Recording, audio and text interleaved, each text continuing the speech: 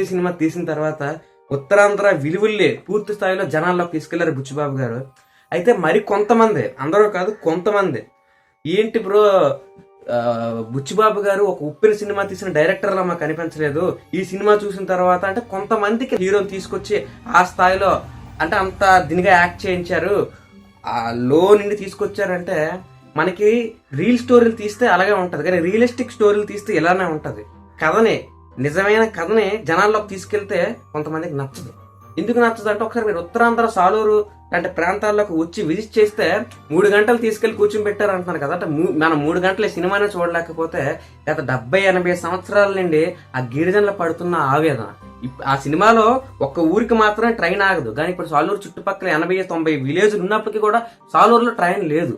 ఉత్తరాంధ్ర విలువలు పెంచిన ఈ సినిమా. శ్రీకాకుళం అంటే వెంటనే గుర్తొచ్చేది క్రీడ, స్పోర్ట్స్ మొదలైందా అక్కడ, స్పోర్ట్స్ పుట్టిందా అక్కడ. ఇప్పుడు ఈ రోజు బార్డర్ లో పనిచేసిన ప్రతి ఆర్మీ వాడు కూడా సకాన పైగా ఉండేది శ్రీకాకుళంలోనే. బొబ్బిలి అంటే పౌరుషాల పురిటిగడ్డ బొబ్బిలి, అలాగే సాలూరు, అలాగే మన విజయనగరం, కళలకు ప్రత్యేక విజయనగరం.